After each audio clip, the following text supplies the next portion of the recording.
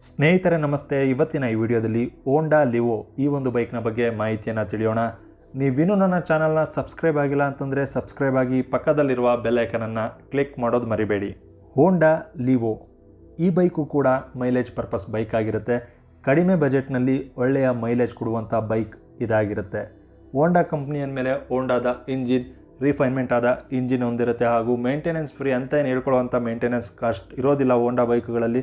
ಅದು ಇನ್ನೂ ಹೆಚ್ಚಿನ ಸಿ ಸಿಗೆ ಹೋದರೆ ಅವೆಲ್ಲ ಆಗುತ್ತೆ. 100-110 ಸಿ ಸಿಯಲ್ಲಿ ಹೆಚ್ಚಿನ ಮೇಂಟೆನೆನ್ಸ್ ಇರೋದಿಲ್ಲ. ಇನ್ನು ಈ ಬೈಕ್ ನಮಗೆ 2 ವೇರಿಯಂಟ್ನಲ್ಲಿ ಸಿಗ್ತಾಯಿದೆ. ಫ್ರಂಟ್ ಡಿಸ್ಕ್ ಅಥವಾ ಡ್ರಮ್ ಬ್ರೇಕ್ ಅನ್ನೋ 2 ರೀತಿಯ ಆಪ್ಷನ್ಸ್ ನಮಗೆ ಇರುತ್ತೆ.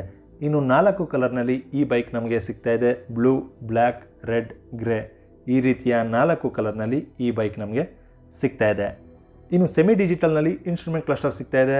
ಅನಲಾಗ್ ಸಿಸ್ಟಮ್ನಲ್ಲಿ ಸ್ಪೀಡೋಮೀಟರ್ ಸಿಕ್ಕಿದ್ರೆ, ಡಿಜಿಟಲ್ನಲ್ಲಿ odometer, trip 1, trip 2, fuel gauge ಈ ರೀತಿಯಾದ ಮಾಹಿತಿಗಳು ಸಿಗುತ್ತೆ.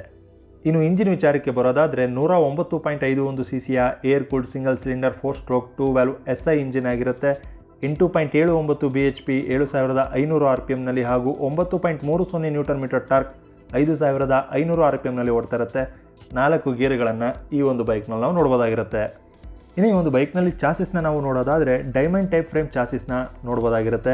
ಫ್ರಂಟ್ ಟೆಲಿಸ್ಕೋಪಿಕ್ ಸಸ್ಪೆನ್ಷನ್ ಆದರೆ ರೇರ್ ಹೈಡ್ರಾಲಿಕ್ ಸಸ್ಪೆನ್ಷನ್ ಆಗಿರುತ್ತೆ. ಇನ್ನು ಟೈರ್ಗಳನ್ನ ನಾವು ನೋಡೋದಾದರೆ 80/100 18 ಇಂಚ್ ಫ್ರಂಟ್ ಮತ್ತು ರೇರ್ ಎರಡೂ ಕಡೆ ಒಂದೇ ಸೈಜಿನ ಟೈರ್ಗಳನ್ನ ನಾವು ನೋಡ್ಬೋದಾಗಿರುತ್ತೆ. ಟ್ಯೂಬ್ಲೆಸ್ ಟೈರ್ಗಳಾಗಿರುತ್ತೆ. ಇನ್ನು ಬ್ರೇಕ್ನ ವಿಚಾರಕ್ಕೆ ಬರೋದಾದರೆ ಈ ಒಂದು ಬೈಕ್ನಲ್ಲಿ 2 ವೇರಿಯಂಟ್ಗಳಿದ್ದಾವೆ ಅಂತ ಹೇಳಿದ್ದೀನಿ. ಫ್ರಂಟ್ ಡಿಸ್ಕ್ ಅಥವಾ ಡ್ರಮ್. ಡಿಸ್ಕ್ ಆದರೆ 240 mm ಡಿಸ್ಕ್ ಆಗಿರುತ್ತೆ. ಡ್ರಮ್ ಆದರೆ 130 mm ಡ್ರಮ್ ಬ್ರೇಕ್ ಆಗಿರುತ್ತೆ.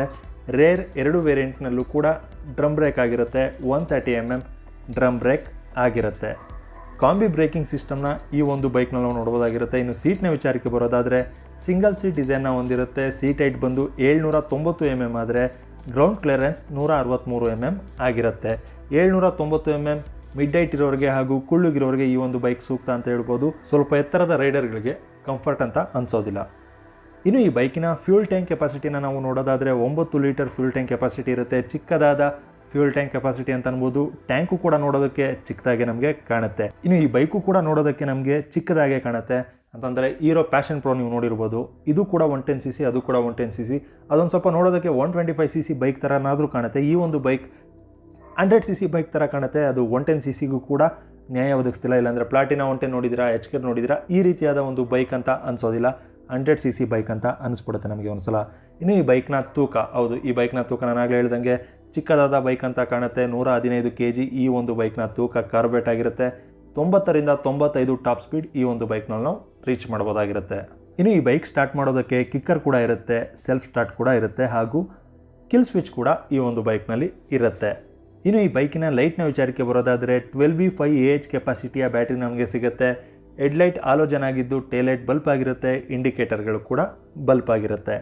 ಇನ್ನು ಈ ಬೈಕ್ನ ಮೈಲೇಜ್ನ ನಾನು ಆಗಲೇ ಹೇಳೋದು ಮರೆತೆ. ಈ ಒಂದು ಬೈಕ್ನ ಮೈಲೇಜ್ 65ರಿಂದ 70 ಕಿಲೋಮೀಟರ್ ಮೈಲೇಜ್ನ ಎಕ್ಸ್ಪೆಕ್ಟ್ ಮಾಡ್ಬೋದಾಗಿರುತ್ತೆ. ಇನ್ನು 70 ಕಿಲೋಮೀಟರ್ ಇಲ್ಲ 70+ ಕಿಲೋಮೀಟರ್ ಮೈಲೇಜ್ ಬೇಕು ಅಂತಂದರೆ ಎಕಾನಮಿಯಲ್ಲಿ ನೀವು ಗಾಡಿನ ಓಡಿಸ್ಬೇಕಾಗತ್ತೆ. ರ್ಯಾಶ್ ರೈಡಿಂಗ್ ನೀವು ಮಾಡಬಾರ್ದು. ಇವೆಲ್ಲ ರ್ಯಾಶ್ ಮಾಡೋಕ್ಕಲ್ಲ ಗಾಡಿಗಳು, ಮೈಲೇಜ್ ಪರ್ಪಸ್ ಬೈಕ್ಗಳಾದ್ರಿಂದ ಆ ರೀತಿಯಾದ ರ್ಯಾಶ್ ರೈಡೆಲ್ಲ ಮಾಡಬಾರ್ದಾಗಿರುತ್ತೆ. ಸರಿಯಾದ ಮೇಂಟೆನೆನ್ಸ್ ಇರಬೇಕು. ಆಗ ಕರೆಕ್ಟಾಗಿ ನಿಮಗೆ 70 ಇಲ್ಲ 71, 72 ಈ ರೀತಿಯಾದ ಮೈಲೇಜ್ನ ಈ ಒಂದು ಬೈಕ್ನಲ್ಲಿ ಎಕ್ಸ್ಪೆಕ್ಟ್ ಮಾಡ್ಬೋದಾಗಿರುತ್ತೆ. ಇನ್ನು ಈ ಬೈಕ್ನ ಪ್ರೈಸ್ನ ವಿಚಾರಕ್ಕೆ ಬರೋದಾದರೆ 70,000ದಿಂದ 75,000 ಈ ಒಂದು ಬೈಕ್ನ ಎಕ್ಸ್ ಶೋರೂಮ್ ಪ್ರೈಸ್ ಆಗಿರುತ್ತೆ. ಡ್ರಮ್ ವೇರಿಯಂಟ್ ಏನಿರುತ್ತೆ ಅದು 70,000ದಿಂದ ಪ್ರಾರಂಭ ಆಗುತ್ತೆ. ಡಿಸ್ಕ್ ವೇರಿಯಂಟ್ 75,000 ಆಗುತ್ತೆ. 85,000ದಿಂದ 90,000 ಈ ಬೈಕ್ನ ಆನ್ ರೋಡ್ ಪ್ರೈಸ್ ಆಗುತ್ತೆ. ಇದಾಗಿತ್ತು ಹೋಂಡಾ ಲಿವೋ ಈ ಬೈಕ್ನ ಬಗ್ಗೆ ಮಾಹಿತಿ. ಈ ನನ್ನ ಮಾಹಿತಿ ನಿಮಗೆ ಇಷ್ಟ ಆದರೆ ಒಂದು ಲೈಕ್ ಕೊಡಿ ಹಾಗೂ ನಿಮ್ಮ ಅನಿಸಿಕೆಗಳನ್ನು ಕಮೆಂಟ್ ಮೂಲಕ ತಿಳಿಸಿ. ಮತ್ತೊಂದು ವಿಡಿಯೋದಲ್ಲಿ ಸಿಗ್ತೀನಿ. ಧನ್ಯವಾದಗಳು.